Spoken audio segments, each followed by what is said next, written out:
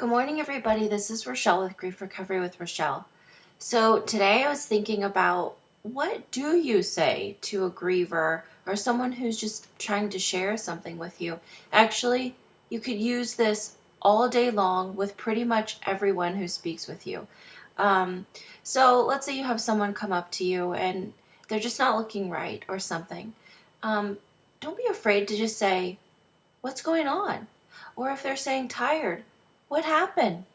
Just don't be afraid to ask questions. What happened? What's going on? Tell me about it. Don't leave the weird elephant in the room. Just call it out. And then when someone's telling you what's going on, whether it's your child or your coworker or whatever, your spouse, just whoever it might be, you just listen. Just be quiet and listen. Give them the floor.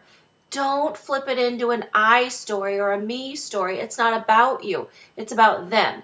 And the griever or whoever is sharing is trying to share an emotional truth. Pretty much almost every communication that isn't like about math and facts and figures or something like this is emotional in nature. Find it. What is it? Ask a question. Were you feeling really sad? Were you feeling confused? Let the person say, "Well, not really," or yeah, that's exactly it. And then you as the listener, please just say, "Wow, I'm really sad for you that happened." Or don't say anything. Give them a hug. Is there something I could do for you? Please refrain. Hold yourself back. Do not say, "I know exactly how you feel. Oh my gosh, I could totally relate to that." Please don't do anything like that. Absolutely every single grieving experience or grieving event is unique. No two events are alike. Even if you have two people grieving the loss of the same person, maybe someone's dad died and their siblings are grieving the loss of the same person. Every sibling had a unique relationship with the person who's gone, or with a dog, or with a job, or with a home. What is meaningful to the person, the griever, is different from anyone else. So please, please, please, I beg you, don't say those things that are just really untrue. Like, "I know how you feel," or "Oh my gosh, I completely understand." No, you don't. It's impossible to truly understand how someone is feeling unless you are, I don't know, God Himself and able to see directly into the soul of this human being. Please don't say that. Um, Ask questions. Listen. Give them a hug if you don't know what else to do. Or just try to find the emotion that's being shared. Um, it's not really that simple, actually. It takes a lot of practice. I was going to say it's so simple, but it actually isn't. It takes a lot of practice.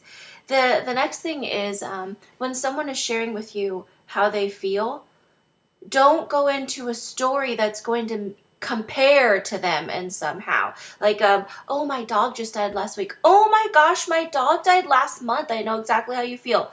Double wrong. Don't say "I know how you feel," because you don't. You don't know the relationship between that person and their pet. But number two, your relationship with your pet was also super different. And like I just said, all losses are completely unique. But by sharing a story, "Oh my gosh, I had the same thing happen." You didn't have the same exact thing happen because your loss was unique. Also, if we throw in a quick me story real quick, it makes the griever, the person who was sharing, who you allowed to feel safe in that moment, it makes them feel compared to or judged, and that's going to stop their grieving process. So something you can do is, "Gosh, I remember when I had a dog that died, and I really felt brokenhearted about it." You could tell the truth about yourself in a way that's not, "I know exactly how you feel," because you don't. Or just out of nowhere, you can share a story, let's say with our kids. Gosh, I remember when I was in third grade, and I had this girl who was really mean to me. This is actually a true story. And she really just, she hurt my feelings a lot, but I really wanted to be her friend, and I just was really confused a lot, and I didn't know how to do that. Leave it be.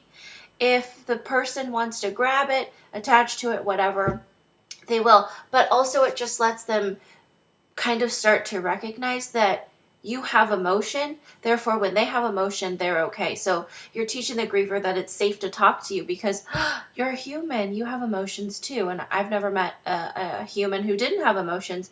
Remember, happiness is an emotion. We have happiness. We accept happiness. Happiness is great. But sadness is also an emotion, and we have to be willing to go for that and help that one just as much and celebrate that one just as much as we celebrate happiness or gladness or cheerfulness. There are two sides of the same coin. You have to have both. You can't have one without the other.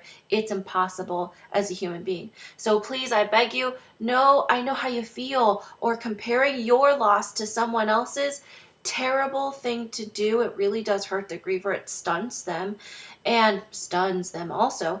And then don't turn it into an I story. Just listen, be a safe place, give them a hug if you don't know what else to do, or just say, what happened? Tell me about it. Tell me more. Remind them that the griever is talking to a human being who sees them as a human being and cares. That's valuable. I hope this little video is helpful for you. Look us up at griefrecoverymethod.com or griefrecoverywithrachelle.com. Have a good day.